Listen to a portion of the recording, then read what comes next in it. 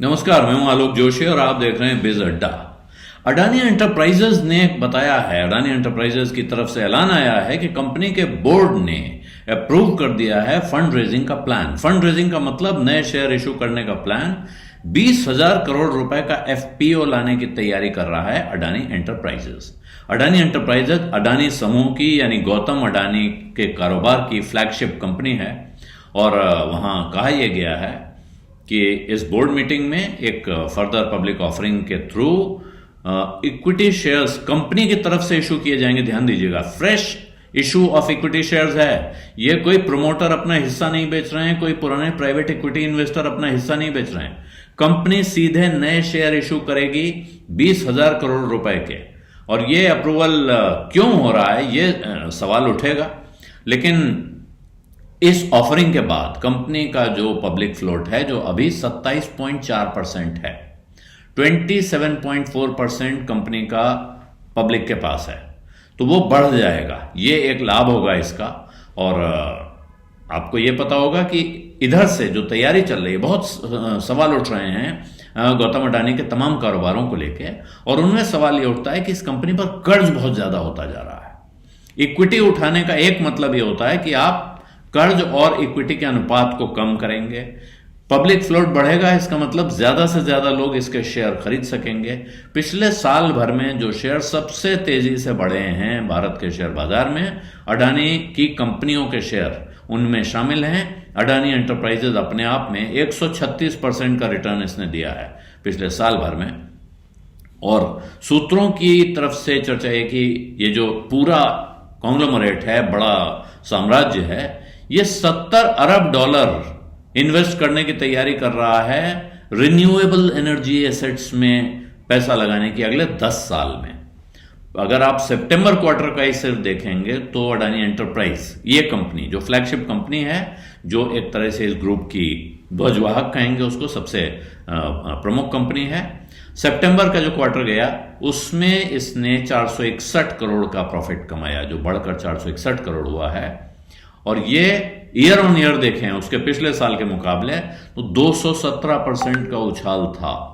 Operation से जो revenue है ये इनके 38,175 करोड़ रही, जो उसके पिछले साल के मुकाबले में लगभग 3 गुना।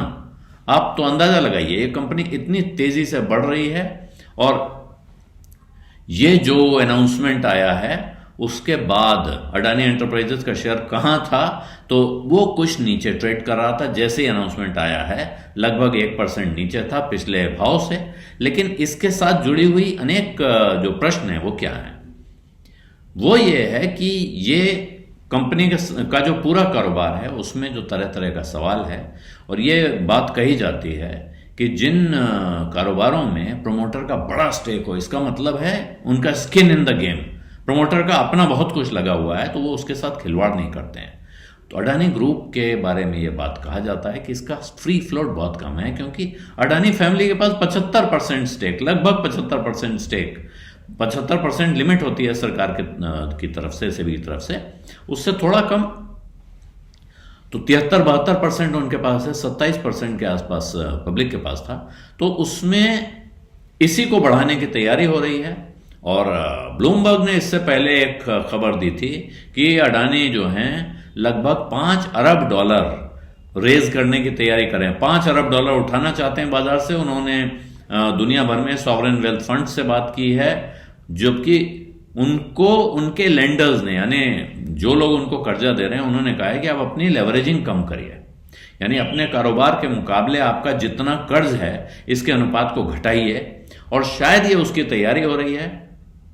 और अब जो तैयारी चल रही है उसमें ये नए शेयर जो सामने आ गया है कि ये उठाने जा रहा है, और इसके अलावा वो और पैसा भी बाजार से उठाने जा रहे हैं। अब ये कैसे होगा, ये समझने की बात है। जैसे इक्विटी बढ़ जाएगी, इसके अनुपात में वो कितना पैसा उठा पाएंगे, ये हिसाब लगाना है। ये अब तक का सबसे बड़ा एफपीओ होगा, ये ध्यान दीजिएगा। जब अडानी अगर ये 20,000 करोड़ का एफपीओ लेके आते हैं तो ये अब तक का सबसे बड़ा एफपीओ होगा। इससे पहले का सबसे बड़ा एफपीओ येस बैंक का था, अभी जो आया है उनकी मैनेजमेंट चेंज होने के बाद 15,000 करोड़ रुपए का, ये उससे भी बड़ा होगा। इसकी वजह से ये इनके आकार की जो दूसरी बड़ी कंपनियां हैं, जैसे रिलायंस इंडस्ट्रीज है, टीसीएस है, उनमें पब्लिक और प्रमोटर फ्लोट का जो फर्क है ये लगभग उस जगह पे पहुंच जाएंगे, और इससे कंपनी को शायद अपने एक्सपेंशन में और अपने नए कारोबार को फैलाने में मदद मिलेगी। अभी एफआईआईज के पास लगभग 16% हिस्सेदारी है, तो इसका मतलब क्या हुआ? इसका मतलब यह हुआ, जो आंकड़े देखिए आप बॉम्बे स्टॉक एक्सचेंज पर, 72% प्रमोटर के पास, 16% विदेशी निवेशकों के पास, लगभग 15.59%। पब्लिक और म्यूचुअल फंड के पास बचा रह जाता है 6.46 और 1.27, 6.5% लगभग पब्लिक के पास है। अब अगर ये एफपीओ आता है और इससे शेयर फ्लोट बढ़ता है, तो हो सकता है पब्लिक का हिस्सा और म्यूचुअल फंड का हिस्सा थोड़ा बढ़ेगा, इससे बाजार में एक्टिविटी बढ़ेगी, और इससे न सिर्फ कंपनी को ये फायदा मिलेगा कि वो और कर्जा उठा सके, बाजार में जो लोग इसके शेयर होल्डर हैं उनके लिए भी खरीद बिक्री कंपैरेटिवली और आसान हो जाएगी। अभी भी कोई बहुत मुश्किल नहीं है, जितना शेयर उनका है बाजार में उसमें इतने सौदे होते हैं रोज के रोज कि दिक्कत नहीं होती है, लेकिन फिर भी जितने ज्यादा शेयर बाजार में हो, लिक्विडिटी उतनी अच्छी मानी जाती है। इस लिहाज से अब बाजार इसको ध्यान से देखेगा, लेकिन इस एफपीओ से बाजार की क्या उम्मीदें हैं वो असल में तय होगा जिस दिन एफपीओ के भाव का ऐलान होगा, जब तय होगा कि किस भाव पर कंपनी शेयर इशू कर रही है। आपको एफपीओ में एप्लीकेशन लगानी है या सीधे बाजार से खरीद लेने हैं, तो ये उस दिन तय किया जाएगा, और जिनके पास है उनको बेच देना है और फिर एफपीओ में लगाना है। इस तरह के तमाम कैलकुलेशंस अभी काम करेंगे, लेकिन शायद उसके लिए अभी थोड़ी जल्दी है। बिज अड्डा में आज इतना ही, अब इजाजत दीजिए। धन्यवाद, नमस्कार।